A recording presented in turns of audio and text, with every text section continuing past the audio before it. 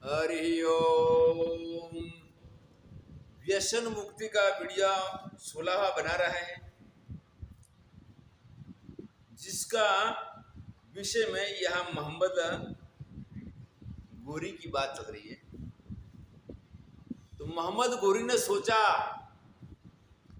कि मोहम्मद गिजनी ने इतना बार भारत के अंदर आक्रमण करके इतना सब कुछ प्राप्त किया, अब हम क्या करेंगे कि भारत इतना कमजोर है, वहां के लोग युद्ध कला नहीं जानते, तो उनके ऊपर हम राज करके पूरे सारे भारत के हिंदुओं को हम मुसलमान बना सकते हैं। ऐसा मंसूबा करके अब इसने वहां से 1178 ईस्वी सन 1178 में सबसे पहला तो अपना विस्तार बढ़ाने के लिए लाहौर पर आक्रमण किया। लाहौर पर आक्रमण करके इसने वहां अपना राज्य नियुक्त किया। प्रथम तो इसने मुसलमानों को वहां कवर किया। मुसलमान राज्यों को आगे करते करते वो आगे बढ़ा और फिर वहां आया गुजरात। कुछ लोगों का कहना है कि गुजराती लोग दाल में भी मीठा डाल के खाते हैं। मुझे कई लोगों ने कहा कि आप मिठाई तो खाते हैं, लेकिन नमकीन में मीठा क्यों डालते हैं? मैंने बोला कि भाई नमकीन में हर नमकीन में मीठा नहीं पड़ता है। जैसे कढ़ी है तो कढ़ी खट्टी है तो इसमें मीठा पड़ेगा, करेला कोड़ा तो इसमें मीठा पड़ेगा, और दाल में भी हल्का सा मीठा पड़ेगा, सामने टमाटर या कुछ खटाई होगी तो गुजरातियों का खून को ठंडा माना है, भी ठंडा। अधिकांश गुजराती शाकाहारी है, व्यसन मुक्त है, और विदेशियों ने भी ये कहा कि सबसे पहला शिकार बनाया गुजरातियों, मुसलमानों ने और अंग्रेज ने भी। अंग्रेज ने सबसे पहला सूरत में कोठी डाला था, और एक कहावत है गुजराती के, दीव दमन ने गोवा फिरंगी बैठा रोवा। अब गुजरात के अंदर पाटन के अंदर वहां पर भीमदेव दूसरा था। पहले महाराजा भीमदेव हो गए जब मोहम्मद गिजनी के समय में, उसी वंश के अंदर ये दूसरे भीमदेव है। वो एक कुशल सेनापति थे और महान योद्धा थे। तो पाटन नगर नहरवाला अनहिलवाड़ नाम से उसको बताया जाता था। वहां भीमदेव जी का राज था और वो उनके पास सेना भी बड़ी थी। मोहम्मद गोरी ने वहां पर उनके साथ युद्ध आरंभ किया। आरंभ करने के बाद एक तो बाहर से आया था और एक हमारे पास में, हम मोर्चे में हैं। महाराजा साहब ने अपनी सेना के साथ में बराबर की टक्कर लिया। ये मोहम्मद गोरी का प्रथम भारत के अंदर युद्ध था। इसने सोचा कि मोहम्मद गिजनी ने इतनी बार लूटा और फिर भी इसका कोई मुकाबला नहीं कर पाया, तो ऐसी बात है कि वहां पर इतने कमजोर लोगों के ऊपर दादागिरी क्यों नहीं किया जाए। लेकिन एक बात तो हुआ कि मोहम्मद गिजनी के बाद में हमारे क्षत्रिय राजाओं में पहले से ज्यादा सावधान बने, बेचैन नहीं रहे कि नहीं, हम बाहर के शत्रुओं से बचने के लिए कुछ मजबूत बने और युद्ध शुरू हुआ। युद्ध शुरू होने के बाद में गोरी ने विजय प्राप्त करने के लिए आया, तो अब सेना था इसकी, वो सेना गोरी की मरने लगी। तो गोरी की सेना मरी तो हमारे कोई योद्धाओं के पास में बुलेट प्रूफ नहीं था। युद्ध में दोनों ओर संहार होता है। हमारे वीर योद्धा भी वीर गति को प्राप्त हुए, पर यह था कि इसके पास सेना थोड़ी बची थी और खुद बचा था। तो गोरी ने विचार किया कि भाई ये तो आत्महत्या क्यों करे। आत्महत्या इसको कहा जाता है किसी प्रकार हमारा विजय होने वाला नहीं है और हम पीछे हट न करें। अरे क्यों? तो हमारे सामने भी एक देवी पुत्र बैठे हुए हैं, अभी संत है महाराज जी, उन्होंने संन्यास ले लिया। लेकिन पहले भी कवि लोग ऐसे कहते थे कि तारा का तेज में चंद्र छपे नहीं, सूर्य छपे नहीं, बादल छाया, रण चढ़ा राजपूत छपे नहीं, अंग छुपे न बबूत लगाया जी, अंग छुपे न बबूत लगाया। युद्ध इसको कहा जाए कि दुश्मन को दंड मिले। युद्ध इसको कहा जाता है कि हमारे देश की, हमारे राष्ट्र की रक्षा हो, दुश्मन दूर हो, दुश्मन को दंड मिले। लेकिन केवल इसके हाथ से एक पक्षी की तरह मरना ये युद्ध नहीं है, ये आत्महत्या है। और ये आत्महत्या का मूल कारण है अमल कसुंबा और बोतल, शराब की बोतल। अब गोरी को पता लगा कि नहीं भाई मरना तो नहीं है, तो क्या किया, इसने भाग गया। मोहम्मद गोरी वहां से भागा है, भाग के पीछा किया तो उन्होंने कहा कि नहीं, पीठ के पीछे वार नहीं करना, पीठ के पीछे वार नहीं करना। कौन कहता है कि हमारे पूर्वज कहते हैं, और हमारे बेखदारी संतों को भी मैं कोटि कोटि वंदन करता हूं कि उन्होंने जिंदा समाधि ले लिया, बहुत करनी तपस्या किया, पंचाग्नि साधन किया। उनके वचन से कई लोगों को लाभ भी हुआ। पर अगर काशी में जाके राजनीति शास्त्र पढ़ के कोई संत आता मोहम्मद गिजनी के समय में या मोहम्मद गोरी के समय में, तो आज ये देश की दुर्दशा नहीं होती। धर्मशास्त्र, राजनीति शास्त्र की वहां बहुत जरूरी है। और आने के बाद में कुलीन क्षत्रिय महाराजा संतों की और ब्राह्मणों की बहुत आदर करते थे, आज भी करते हैं। ये वहां पर उनको बताया जाता है कि कोई भी अपराधी हो, अगर शरण में आता है तो इसको मौत की सजा नहीं जाए, न दिया जाए, लेकिन इसको जेल में रखा जाए। चोरेभ्यो व्यम दत्वा दातापि नरकम व्रजे। जो अपराधी को अभय दान देता है, इसको परलोक में अंदर नरक की प्राप्ति होती है। अपराधी के लिए भी, चाहे अपना बेटा हो, भाई हो, चाचा हो, या अपनी जाति का हो या दूसरी जाति का हो, या अपने कुल का हो या दूसरे कुल का हो, लेकिन कोई भी अपराधी को अपराध के अनुसार दंड न मिले तो महान अनर्थ हो सकता है। जैसे महाभारत का दुर्योधन, भीष्म पिता को पता लग रहा है कि दुर्योधन ने जहर दिया है शकुनी की सलाह से। इस टाइम भीष्म पिता अगर दंड देना चाहते और दुर्योधन और शकुनी को देहात दंड देते तो आगे महाभारत नहीं बनता। तो वैसे हमारे संतों ने, हमारे ब्राह्मणों ने कर्मकांड किया, अपनी आजीविका चलाया, लेकिन इस हमारे युद्ध के इतिहास के अंदर कोई भी वहां विद्वान ब्राह्मण या विद्वान संत ये कार्य नहीं करके, जो कार्य किया समर्थ रामदास ने, और जो कार्य किया सिखों के गुरुओं ने, और उनको सफलता भी मिला। ये दुर्भाग्य की बात है, वो बात तो पुराने हो गए, पर मेरे भगवान इतने श्रद्धालु, कुलीन, बड़े उदार, अनेक गुणों के भंडार, और इस जहर को कौन सा, अति सर्वत्र वर्जित अमल कसुबा, और दूसरे नंबर में शराब। ये दो चीज अभी भी छोड़ दो, आपकी बहुत तरक्की होगी, बहुत तरक्की होगी। तो इसके अंदर राजा भीमदेव ने कहा, अरे वो चूहा भाग गया, और भागने के बाद में फिर वहां पर प्रशंसा इतनी कर दिया और प्रशंसा में फूल गए, तो क्या किया जाए कि इसके लिए अब वहां पर बहुत बड़ा, उर्दू के अंदर इसको बोलते हैं उर्दू में इसको जलवा बोलते हैं, या फिर नाच गान का प्रोग्राम,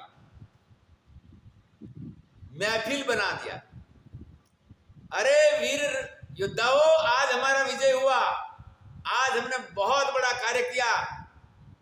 ये नहीं मानते थे कि दुश्मन कभी छोटा नहीं होता है। राजनीति शास्त्र का आता है कि दुश्मन अगर वो ऑक्सीजन पे क्यों न हो, दुश्मनी लेते समय विचार करे, कभी भी दुश्मनी न ले। अगर किसी कारण से दुश्मनी हो गई, और दुश्मनी होने के अंदर ये भी है कि दुश्मनी जिसके हो वो चाहे हमारा रिश्तेदार क्यों न हो, परिवार के भाई क्यों न हो, चाहे वो 4 वेद का विद्वान क्यों न हो,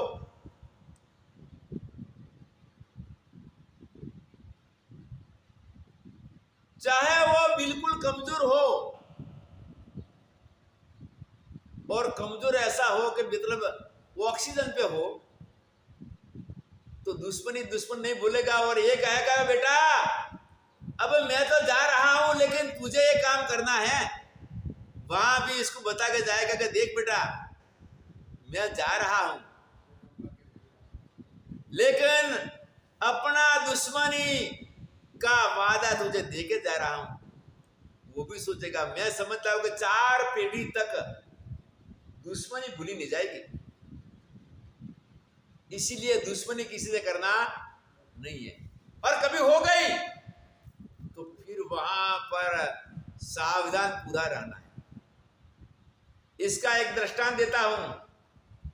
एक बार एक शूरवीर तो भाई इसको कहा जाए जिसने वहां पर धर्म युद्ध के अंदर किसी को, वहां पर धर्म युद्ध के अंदर किसी को कत्ल करके देश की और धर्म की रक्षा किया, हो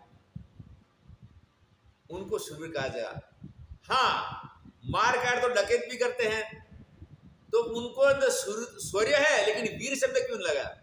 क्योंकि उन्होंने अपना शौर्य का दुरुपयोग किया।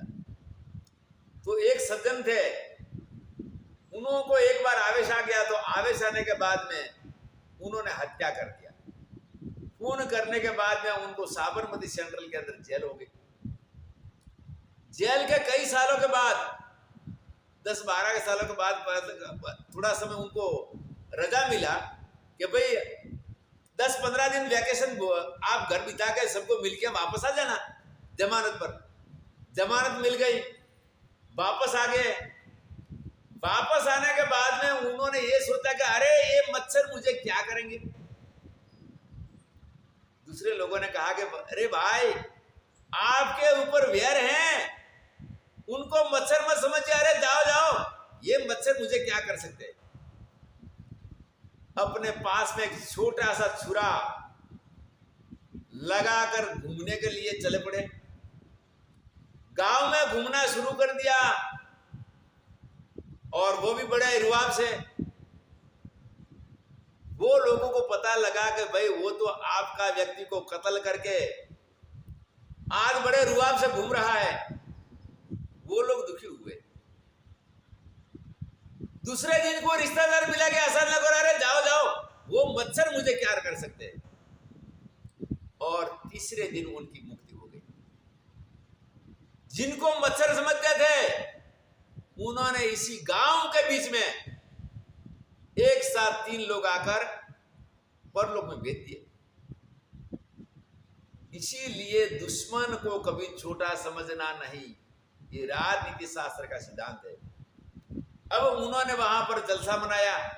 जलसा मना तो जलसा के अंदर तो वहां पर अमल कसूबा और बोतल तो पहले से थी, नाच गान था, और एकदम आनंद में आगे मोहम्मद गजनी आगे क्या कर रहा है, वहां जाने के बाद में फिर वो बलिष्ठ बन रहा है।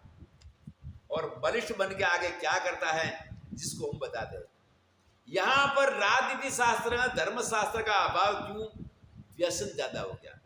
हमारे यहाँ पर वीर क्षत्रियों के अंदर पहला युद्ध की तालीम थी, योद्धा थे, और कुलीनता के बराबर में विश्व में उनकी बराबर कुलीनता में कोई बराबरी नहीं कर सकता।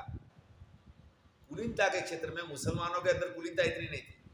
अकबर ने विधवा से शादी किया है, मुसलमान राजाओं ने विधवाओं से भी शादी किया है, और विधवा से शादी होने के बाद भी विधवा के बच्चे हैं, उन्होंने इसको बुरा नहीं माना, उन्होंने नौकरी किया है। जब हमारे कुलीन क्षत्रियों के अंदर आज दिन तक कभी विधवा का विवाह नहीं हुआ है, और हमारा पराजय कैसा होता है? प्रधान कारण है तो तंग जेसल मेरी जटियां रो, अमल मालवी बटियां रो। इसके बाद मोहम्मद गोरी दोबारा फिर मजबूत बनता है। मजबूत बनने के बाद फिर इसने वहां पर चढ़ाई किया।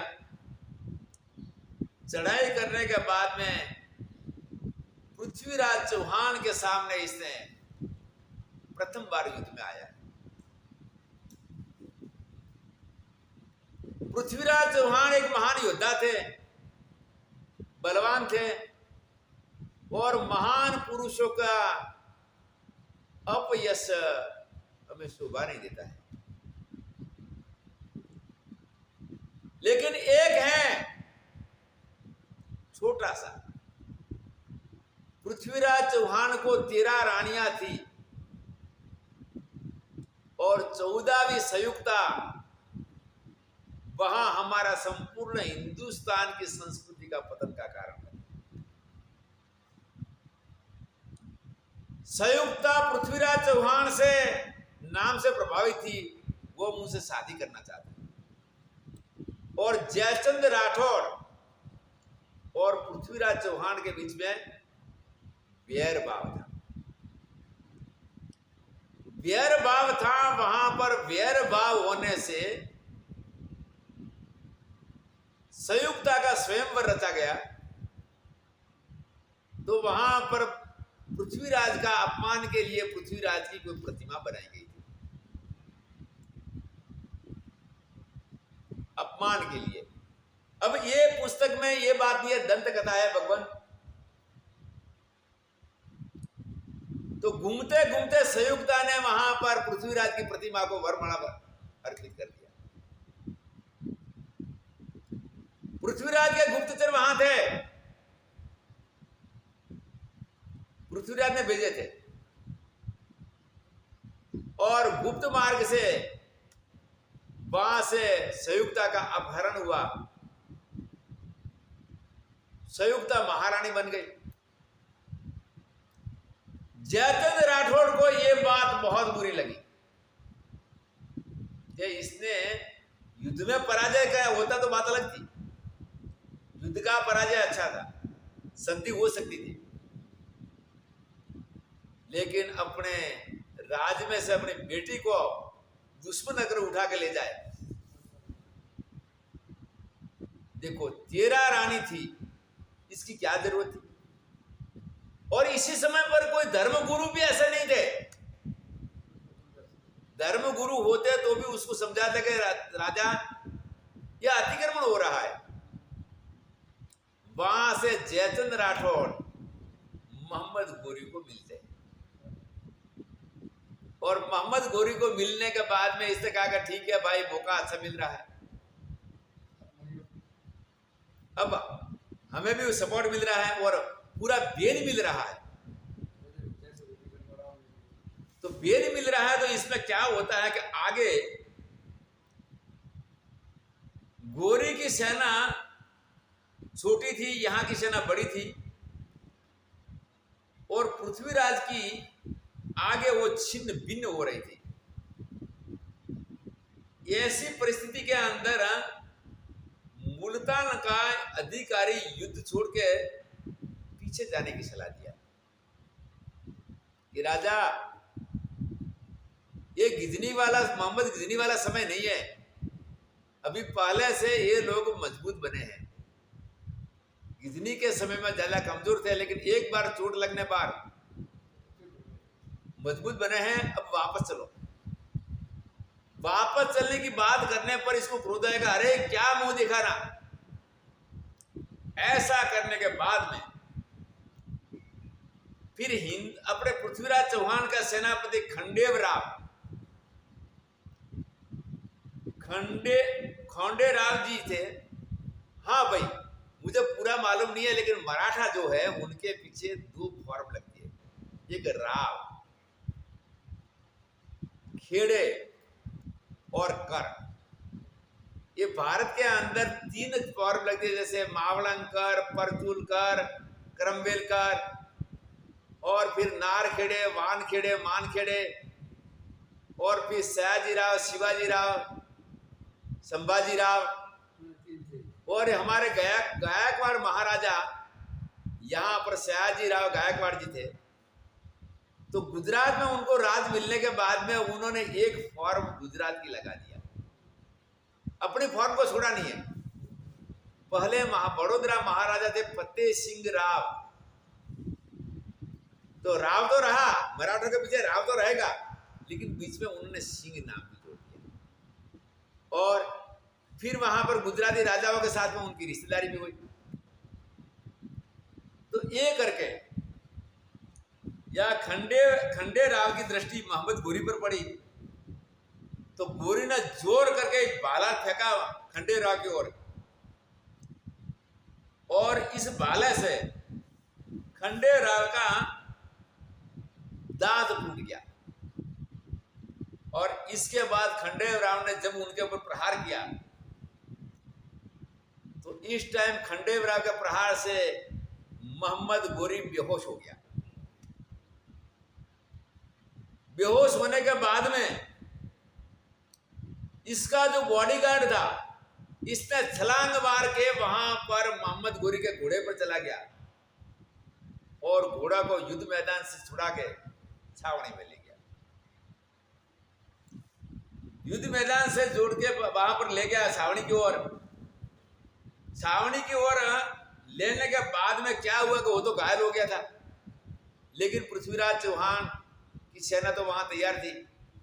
उन्होंने पीछा किया, वो भागे, वो पीछा किया और पकड़ने की कोशिश किया, तो पीछा वहां दिल्ली से बठिंडा तक किया, पंजाब में। पृथ्वीराज चौहान ने बठिंडा तक पीछा किया और फिर क्या किया, अरे मरे हुए को क्या मारना, जाने तो मरे हुए को क्या मारना रे, ये मरा हुआ भी जिंदा दुश्मन है। हमारे वीर क्षत्रियों ने केसरिया करके युद्ध के अंदर अपनी कुर्बानियां दिया, वीर गति प्राप्त हुआ और राजमाता ने जोहार किया। इसी समय में मां राजमाताओं ने चाहे जोहार कर दिया अपनी कुलीनता के लिए, लेकिन वीर योद्धाओं को आत्महत्या नहीं करना था, वहां से भाग जाते, और भाग जाने के बाद छुप जाते तो उसको नींद नहीं आती कि हमारे दुश्मन अभी जिंदा है, किस टाइम क्या करेंगे। ये जोहार और युद्ध के अंदर एक साथ समाप्त हो जाना, ये हमारा देश की राष्ट्रीय के लिए बहुत बड़ा नुकसान है। और इसको आज के वर्तमान युग के जो मिलिट्री के जानकार हैं, वो लोग इसको कहते हैं आत्महत्या। आक्रमण, प्रतिकार और आत्महत्या। आत्महत्या है कि दुश्मन को कोई असर नहीं होती और हम पूरे समाप्त हो जाए, ये हो गई आत्महत्या। अब हम व्यसन मुक्ति का अगला वीडियो मोहम्मद गोरी का आगे बनाएंगे। हरिओम।